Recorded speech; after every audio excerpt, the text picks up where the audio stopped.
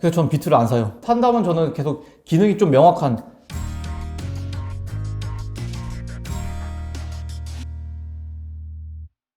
멋쟁이 사자처럼 이두희 대표님 모셨습니다. 안녕하세요. 안녕하세요. 또 대표님이 천재 해커, 네. 천재는 아니고 해커도 아닌데. 대한민국 넘버원 개발자 이런 다양한 수식어가 갖고 계시는데 대표님이 최근에 또 NFT 관련 프로젝트도 직접 진행하고 계시잖아요. 네, 맞아요. 그래서 최근에 가상자산 붐, 그 다음에 메타버스나 NFT 이 개발자의 시각으로 봤을 때 과연 어떠한지 그 부분에 대해서 대표님과 함께 대화를 나눠보도록 하겠습니다. 알겠습니다. 대표님이 세운 법인이 네. 멋쟁이 사자처럼이잖아요. 맞아요. 약간 일반적인 그런 법인용은 아니란 말이에요. 네. 혹시 이유가 있나요? 이거 오래갈 회사가 전혀 아니었고 그냥 저는 설립했을 당시에. 네, 설립된 당시 네. 그냥 1년 딱 하고 이제 나는 마침표 찍겠다. 어. 네, 뭐 팔겠다 이런 게 아니라 그냥 네. 1년 하고 그냥 정리하겠다. 라는 생각으로 이름을 그냥 막 줬습니다. 왜 1년 하고 정리할 생각을 하셨어요, 근데? 그때 저는 서울대 박사과정에서 이제 자퇴를 하고 그냥 서울대 교수보다 수업을 잘하는 걸 한 명 증명을 해보고 그리고 이제 나는 그만둬야지 라는 생각을 하고 1년 딱 진행을 했는데 네, 결론적으로 지금 10년째 하고 있습니다. 그러면 결과적으로 이 멋쟁이 사자처럼이 교육 네. 이쪽이네요. 네, 맞아요. 저희는 교육회사입니다. 개발 그런. 네, 맞아요. 그러면은 모집은 어떻게 하세요, 그러면? 저희는 처음에는 8년 동안 비영리법인으로 진행을 했었고요. 비영리법인으로 하다가 점점 돈을 깎아먹더라고요. 네, 그래서 해외 같은 경우는 비영리법인이 확 잘 되는 케이스도 있는데 한국은 아직은 그런 인프라가 좀 안 돼 있는 것 같아서 영리법인으로 저희가 2018년도에 전환을 했습니다.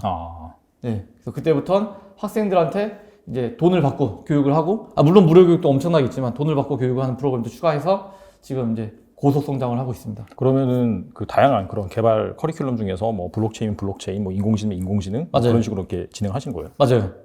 그래서 학생들이 어떤 거에 더 집중을 하는지 내지는 저희가 모집하겠다라고 딱 하잖아요. 예를 들어서 AI 수업을 하겠다라고 딱 어나운스를 하거나 이제 블록체인 수업 하겠다고 딱 어나운스를 했을 때 그 모집 지원자 수가 시장의 반응이랑 되게 연결이 잘 돼 있더라고요. 그래서 블록체인 한참 이제 관심 없을 때는 블록체인 하겠습니다 하면 아무도 지원 안 하고 근데 지금 저희는 블록체인 수업 그라운드엑스랑 같이 열고 있는데 네네. 지원자가 지금 이번 기수만 540명 지원했어요.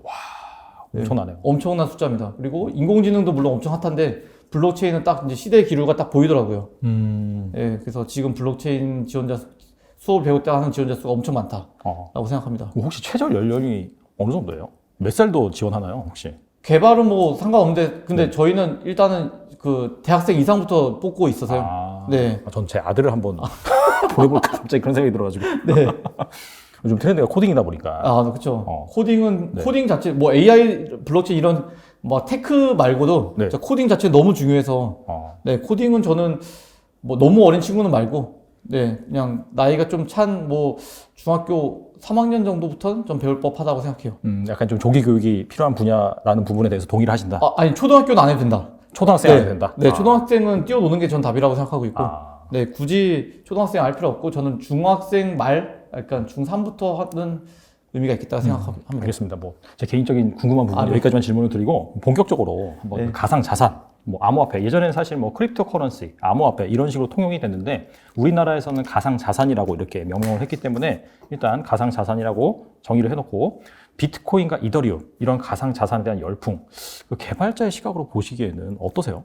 너무 좋죠. 너무 좋다고요? 네. 어떤 부분이 좋으세요? 옛날에 이제 만약에 프로그램 코드가 돈을 만지려고 하면은 일단 중간에 은행이라는 엄청난 큰 허들이 있었고 그렇죠. 그래서 이제 내가 짠 파이썬 코드나 아니면 내가 짠 특정 프로그램이 돈을 가지고 핸들하기 위해서는 넘어야 될 산이 엄청나게 많았거든요. 그래서 어쩌면 그것 때문에 핀테크가 계속 그걸 뚫어가면서 핀테크가 핫해지기도 했는데 이 가상자산은 코드가 곧 돈으로 바로 연결이 되잖아요. 네네. 네, 그래서 개발자들이 할 수 있는 그 엄청난 바다가 열려 있다라고 생각을 하고 있고 그게 2018년도, 2019년도에 막 그런 얘기가 나왔는데 지금 이미 그게 다 현실화돼가지고 실제로 그 안에서 은행도 만들어지고 있고 대출도 하고 엄청나게 많은 게 열려 있습니다 지금. 근데 약간 그런 블록체인을 활용해서 그런 핀테크 인프라를 발전시키는 그런 부분에 대해서는 분명히 긍정적인 부분이긴 한데 이게 사실 사람들이 비트코인이나 이더리움을 매매하고 하는 것이 이게 정말 화폐를 대체할 것이냐 그거보다는 단순히 가격이 오르니까 오를 거란 믿음에 사는 그런 부분이 있거든요. 그래서 본질적으로는 이 가치가 좀 중요할 것 같은데 네. 가치가 있다고 생각하시나요? 이게? 가치 엄청나게 많죠. 어. 이게 개발을 하다 보면은 네. 예를 들어 이더리움에서 내가 뭘 개발을 해야 된다. 네. 라고 하면은 일단은 그것을 배포하거나 아니면 사용하기 위해서 이더리움이 필요하거든요. 네네. 내가 짠 프로그램을 돌리려면은 옛날에는 컴퓨터가 필요했고 전기가 필요했는데 지금은 이더가 필요해요. 아. 네, 그래서 뭐 컴퓨터도 필요 없고 그 서버가 아예 필요 없고 왜냐면 네네. 이더리움 네트워크 다 해주니까. 아. 네, 대신 내가 짠 뭐 이런 핸드폰 프로그램이 있다고 해요. 네. 이 프로그램을 이제 네트워크에 쫙 밀어내려면은 뭐 가스류라고 하는 이더리움이 필요해서 쫙 소비가 되면서 네트워크에 퍼지거든요. 그리고 그 프로그램을 내가 사용하겠다고 하면 또 가스류가 필요해가지고 걔를 돌리고. 물론 이 가스류가 지금 엄청나게 높아서 이더리움 말고 다른 네트워크도 이제 같이 이제 빛을 보고 있는데 어쨌든 그렇게 네트워크를 쓰는 비용을 지불할 때 다 이더리움 내지는 뭐 솔라나가 됐든 뭐 다른 거 쓸 때는 그거에 맞는 토큰이 다 필요합니다. 그러니까 이더리움이라는 그 블록체인 네. 그런 플랫폼 내에서 뭔가 뭐 블록체인 기반의 게임을 실행하거나 네. 그런 게 뭔가 작동이 일어나기 위해서는 무조건 이더리움이 필요하니까 네. 그런 것들의 이제 합이 어떻게 본다면은 그 네트워크의 합이 네. 이더리움의 가치 그렇게 볼 수도 있겠네요. 그렇죠. 그것을 기반으로 해서 이제 이 생태계가 커질 거라고 생각하는 사람은 거기서 이제 구매를 더 하시는 거고. 네. 그렇게 해서 이제 지금 가격이 형성이 된 거죠. 그러면은 약간 제가 단도직입적으로 네. 질문을 드려보겠는데 어떻게 본다면 그 앱스토어라든지 네. 구글 플레이라든지 네. 그런 거랑 좀 비슷한 거잖아요. 플랫폼 개념이니까. 그쵸, 그 위에서 플랫폼이죠. 이제 D앱이라고 해서 그 분산화된 그런 뭐 앱이 올라가서 구동이 되는 거잖아요. 네. 나중에 이제 그 정도로 커질 수 있다고 보십니까? 지금 이미 뭐 디파이 같은 경우에는 뭐 너무 커졌죠. 네. 네. 그리고 거기에 들어가 있는 돈만 해도 사실 어마어마하거든요. 지금 컴파운드 보면 한 20조 들어가 있을걸요, 거기에. 아, 20조요? 네. 근데 네. 은행 하나가 네. 그냥 그 20조를 모으는 거는 사실 불가능에 가깝고, 그러니까 이제 1년 동안 설립된 은행이 있다고 쳐요. 네네. 이 은행에 들어간 돈이 20조예요. 어. 이거는 현실에서 불가능하잖아요. 그렇죠. 근데 크립토에서는 그게 가능해요. 왜냐면은 은행에서 만약에 예금 하나 하기 위해서는 통장 만들어야 되고 뭐 만들어야 되고 뭐 해야 될 프로세스가 엄청나게 길고 네네. 그 산을 넘어서 겨우 이제 입금을 하고 네. 거기서 대출하려고 그러면 또 넘어야 될 산이 이만큼 많잖아요. 아, 네네. 근데 크립토에서는 모든 게 그냥 스마트 컨트랙으로 다 박혀 있어가지고 아, 네. 네, 그리고 코드 다 공개돼 있고 그렇기 때문에 그 넘어야 될 산이 다 이제 검증을 다른 사람이 해줬고 나는 그냥 지갑 연결해서 입금하면 바로 은행에다 입금이 되는 거고 네네. 대출하고 싶다 그러면은 이걸 기반으로 또 대출을 또 되게 그냥 하는 거고. 음. 근데 은행을 가기 위해서는 시간을 보내야 되고 발품을 팔아야 되고 이런 게 되게 많은데 네. 이 크립토에서 하기 위해서는 그냥 이더리움이라는 가스료만 내면은 다 해결이 되니 가스료 아무리 높다고 쳐도 은행 가는 거보다는 훨씬 쌀걸요. 네, 그 하루를 비워야 되고 이런 거보다 훨씬 더 쌀걸요. 네, 저는 그렇게 생각합니다. 그 약간 이더리움 같은 경우에는 기능성이 확실히 좀 있어서 네. 확실히 그 코인을 발행한다든지 그 위에서 뭔가 스마트 컨트랙으로 이용해서 뭐 앱이 구동이 된다든지 네. 그런 부분이 있는데 사실 비트코인 같은 경우에는 네. 딱히 전송 기능밖에 없잖아요. 그래서 저는 비트를 안 사요. 아, 명확하시네요. 네. 근데 비트를 네. 사실 옛날에 사놓은 거 그냥 가지고 있긴 한데 네. 근데 추가적으로 막 사지는 않고 산다면 저는 계속 기능이 좀 명확한 네. 뭐 2021년도는 거의 솔라나가 엄청나게 핫했죠. 그렇죠. 네. 맞아요. 네, 네. 그런 거 보면은 기능이 분명했고 사람들이 그것을 쓰기 위해서 어쩔 수 없이 코인을 샀고 거기서 이제 올라가는 출발점이 됐고 네. 이런 게 좀 분명한 거 위주로 좀 가야 되지 않나라고 생각합니다. 뭐 사실 골드만삭스나 그런 글로벌 기관 투자자 같은 경우에는 비트코인을 약간 좀 대체 자산, 네. 금으로 디지털 금으로 인식을 해서 네. 뭐 사실 이것도 좀 웃기긴 한데 네. 그 밸류에이션을 하더라고요. 네. 뭐 금의 가치를 어느 정도 가져온다라고 하면은 뭐 10만 달러를 갈 수 있다. 네. 근데 그런 부분에 대해서는 전혀 동의하지 않으신다. 개발자로 봤을 때는 동의를 하기 좀 힘들다. 아, 개발자로 봤을 때. 네, 왜냐하면 개발자로 봤을 땐 쓰임새가 그 프로그램 체인 안에서 되게 분명해야 되는데 그렇죠. 비트를 가지고 지금 뭐 프로그램 구동시킬 거 아무것도 없고 네, 물론 비트를 이더리움으로 랩핑해서 막 돌리기도 하는데요. 근본적인 자산은 어쨌든 비트코인 체인 위에서 돌아가야 되니까 그것에 대해서 가치가 개발자 입장에서 높지 않다. 하지만 저도 이제 처음에 2016년도 막 이때 비트코인 엄청 핫했을 때는 저도 잘 몰랐거든요.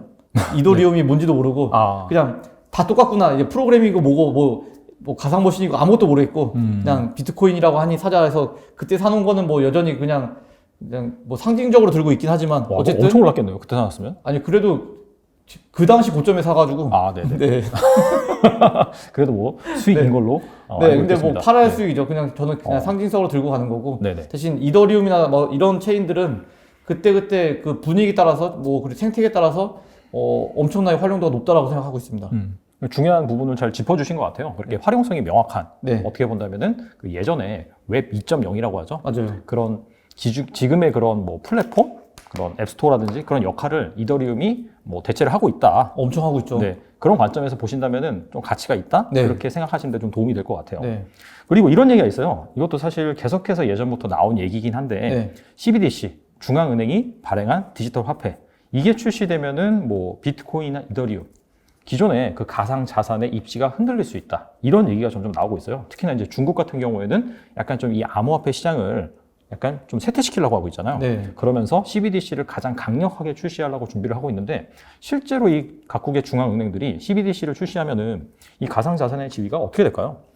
저는 사실 둘이 되게 관계 없다라고 생각하거든요. 아, 관계가 없다? 네. 어떻게 그렇게 생각하세요? 왜냐면 사실 이 이더리움이나 이런 것들이 탈중앙화로 출발된 거라 네네. 네, 오히려 중앙화된 무언가가 등장한다고 전혀 흔들릴 것 같지 않고요. 오히려 이더리움이나 뭐 이런 것들이 위협을 받으려면 또 다른 탈중앙화의 엄청난 기능을 가진 체인이 등장했다.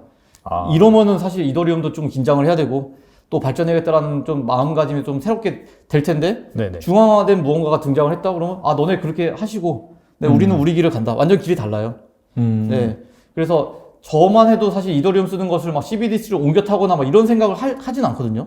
사실 완전히 결이 다른 자산이긴 하죠. 네. 그냥 우리가 쓰는 현금을 그냥 정부에서 이제 디지털 화폐를 써라. 네. 디지털 화폐 쓰면은 확실히 그 추적이라든지 네. 뭐 세금 매기기 훨씬 편하니까. 그쵸. 그쵸.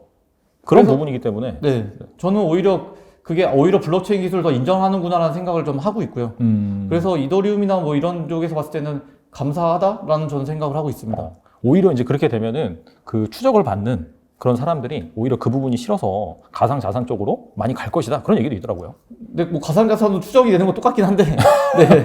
근데 어쨌든 익명성 코인 이런 것도 있긴 하잖아요. 익명성 코인, 막 모더나 막 이런, 모더나는 이거 하고. 뭐, 제가 알고 있는 거 G캐시나 뭐 그런 거. 네네네. 네네. 네, 아무튼 네. 그런 것들은 저는 사실 안 사봐서 잘 모르겠습니다. 아. 네. 근데 어쨌든 이더리움 위에서나 뭐 아니면 뭐 클레이튼 위에서나 이런 거 봤을 때 추적은 다 되지만 근데 그거랑 그러니까 쓰는 사람의 이제 생각 자체가 아마 다를 거예요. 그냥 클레이튼 쓰고 이더리움 쓰는 사람은 그냥 네네. 탈중앙 하나만 보고 가는 거고. 누구한테 구애받지 않는 나만의 자산. 네. 그런데 뭐 CBDC는 글쎄요. 그거는 그냥 관리하시는 분이 계시고. 네. 그렇죠. 네. 그럼 그냥 관계 없다? 전혀 관계가 없는 네. 그런 자산이다. 그냥 뭐 완전 딴 얘기다? 라고 생각합니다. 사실 저도 그렇게 생각은 해요. 네. 네. 어떻게 생각하시는지 궁금해가지고 아, 그렇구나. 제가 물어본 겁니다. 확인사사 측면에서. 네. 그리고 앞서서 디파이란 얘기도 좀 말씀해 주셨잖아요. 아, 예. 이게 사실 디파이가 제 기억에 본격적으로 나와서 막 사용된 지가 한 2019년? 그때부터인 것 같아요. 제 네. 생각에는. 그래서 요즘 수많은 디파이 프로젝트들이 있는데 어떤 프로젝트 같은 경우에는 APY라고 하죠. 네. 그러니까 연율화된 수익률? 그러니까 이자율이라고 봐도 될 것 같아요. 이게 막 수천 %예요. 네. 약간 이게 좀 어떤 로직으로 인해서 네. 가능한 건지 좀 궁금하긴 하거든요, 이게. 이게 이자율이란 숫자는 박혀 있지 않지만 이자율을 계산하는 모듈 자체는 컨트랙에 박혀 있거든요. 네네. 그래서 초반에 사람이 적으면 이자율은 높을 수밖에 없어요. 아. 왜냐면 내가 낸 돈은 100원인데 이자를 계속 막 3,000원씩 준다고 하면 이제 이자율이 이렇게 높은 거잖아요. 네네. 근데 만약에 이제 사람이 점점 인기가 많아서 돈이 많이 모이게 되면은 이자율은 자연스럽게 떨어지죠. 네네. 그래서 수요와 공급에 맞춰가지고 이자율은 제자리를 찾아갈 거고 네네. 초반에 이자율이 만약 높다 그러면 아직은 공급이 좀 적은 거니까 그런 거는 만약에 팀이 안전하다면은 그냥 막 먹고 튀는 이런 팀이 아니라 진짜 팀이 안전하고 컨트랙이 공개됐는데 되게 컨트랙에 문제가 없는 컨트랙이다 라고 하면 그런 거는 바로 들어가는 게 전 정답이라고 생각하고 있고요. 근데 이제 일반적으로 우리가 네. 이제 은행에 예금을 해서 받는 이자 같은 경우에는 그 은행 같은 경우에는 우리가 예금한 돈을 가지고 대출을 해주잖아요. 네. 그래서 발생한 이자 네. 거기에서 은행이 좀 먹고 네. 나머지를 떼어주는 어떻게 본다면 그 이자를 지급하는 수익의 원천이 분명히 있는 거잖아요. 네. 근데 디파이는 그런 게 아니지 않나요? 아니요, 똑같아요. 똑같아요. 네, 디파이도 똑같습니다. 네. 제가 이더리움을 맡기고 네. 비트코인을 빌려가요. 네네. 이렇게 이제 랜딩할 수 있는 서비스가 되게 많은데 그러면 이 빌려간 이 녀석을 갚을 때 이자를 붙여서 갚거든요. 아. 네, 그러면 이 이자를 이제 재단과 컨트랙과 그리고 이 사람이 나눠 갖는 형태이기 때문에 소스가 분명하게 있어요. 아. 네. 그리고 또는 뭐 유니수학 같이 이제 수업 서비스도 이제 디파이 중에 하나인데 네네. 그것도 이제 거래 수수료 일부를 이 예치한 사람한테 나눠주기 때문에 아. 네, 원천은 분명히 존재합니다. 똑같네요, 은행이랑. 네, 은행이랑 똑같아요. 아. 은행이랑 똑같지만 그 은행에서 이제 뭐 한국은행에서 금리 몇 % 갑니다 막 이렇게 얘기하잖아요. 네네. 그걸 다 컨트랙에 박아가지고 완전히 수요 공급에 맞춰가지고만 진행하는 거예요. 그러니까 고정금리가 아니라 항상 네. 변동금리다. 네, 그래서 조심해야 될 게 네. 그 대출하는 사람도 변동이기 때문에 네네. 내가 2%밖에 안 하네 빌려가야지라고 생각했는데 아. 네, 막 빌려간 사람이 너무 많았어요. 네네. 그러면은 이 상환 압박을 해야 되잖아요. 그렇죠. 또 은행에 돈이 메마르고 있기 때문에 네네. 그럴 땐 프로그램에 의해서 이자율이 확 올라가거든요. 아. 그럴 때는 오히려 예치한 사람 이자가 막 1000%가 아니라 빌려간 사람 이자가 막 몇백 퍼센트 가는 경우도 있어요. 그러면 잘못하면 뭐 이렇게 파산할 수도 있겠네요. 그렇죠. 그러면 이제 바로 청산 나가는 거죠. 못 갚는 상황이 돼버린다라고 생각하는 순간 이거 이제 청산 프로그램이 돌아버리거든요. 네, 그렇기 때문에 디파이 하시는 분들은 내가 불린 이자가 몇 %인지 좀 주기적으로 봐야 될 필요는 있고, 물론 고정 이자로 하는 데도 있지만 그거는 좀 글쎄요, 대부분 변동 이자로 가거든요. 고정 이자라고 하면 오히려 약간 좀 의심을 해볼 필요가 네, 있겠네요. 저는 사실 이 가능한가라는 생각을 좀 하고 있어요. 그래서 저는 이제 오히려 고정은 불가능하고 이제 변동으로 수요 공급에 맞춰서 그때 예금 이자랑 대출 이자가 계속 바뀌어 나가는.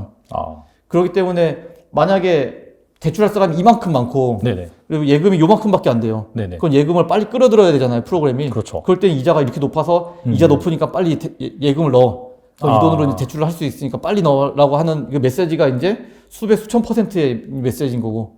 그럼 약간 좀 조심할 필요도 있다? 그렇게 볼 수도 있겠네요. 대출한 사람은 조심해야죠. 그리고 예금한 사람은 사실 토큰을 잃어버릴 가능성은 없지만 토큰 자체의 가격이 변동을 할 수 있고 플러스 컨트랙을 뭐 개발자가 아닌 이상 보긴 좀 힘들어요. 네네. 네, 이 프로그램이 진짜 예금 대출을 수요 공급에 의해서 맞추고 있는지 아니면은 개발자가 장난할 수 있는 코드를 막 숨겨가지고 뭐 먹을 수 있는지는 이제 일반인이 보기 힘드니까 네네. 이 코드를 리뷰하는 회사들이 되게 많거든요. 리뷰한 회사들이 괜찮은 회사인지를 보고 들어가면은 아마 괜찮을 것 같습니다. 그리고 그 디파이에서 지급되는 이자가 네. 어차피 가상 자산으로 지급되는 거죠. 맞아요. 그렇죠. 그 가격에 대한 변동성도 이제 생각을 해야 되는 거죠. 맞습니다. 이자 이만큼 받았는데 그 가치가 그냥 줄어들 수도 있고. 그렇죠. 갑자기 폭락을 하면은. 근데 또 이게 완전 뭐 이더리움, 뭐 클레이튼 맥시멀리스트는 그게 무슨 가치가 있냐? 왜냐하면 토큰 숫자는 뭐 바뀌는 게 없으니까. 네네. 내 인생은 토큰 개수다. 네. 맞아요. 그 암호화폐 많이 투자하신 분들 같은 경우에는 약간 수익률 얼마를 벌었다가 아니라 이더 개수를 얼마나 늘렸다. 네. 뭐 BTC 개수를 얼마나 늘렸다. 네. 그런 식으로 얘기를 하더라고요. 사실 저도 많이 그런 편이긴 해요. 네. 그래서 현실에 돌고 있는 KRW랑 네. 그리고 생소하네. 네. 밖에서 돌고 있는 이제 여기가 아니고 여기가 좀 바뀌라고 생각하는데 어쨌든 네. 여기서 돌고 있는 그 가상 자산들이랑 그렇죠. 네. 이게 개념은 좀 구분이 되어 있어서 여기선 여기서대로 돈 벌고 돈 잃고 하면서 여기에 네. 생태가 만들어지고 있고 네네. 여기선 여기서 돈 쓰고 이제 벌고 하면서 여기 생태가 완성돼 있고 그리고 중간에는 이제 뭐 거래소가 이제 연결해주고 있고 그렇죠. 네, 이렇게 생각하고 있습니다. 아무튼 이게 암호화폐 정말 진심이신 그런 네. 뭐 개발자이자 투자자인 것 같습니다.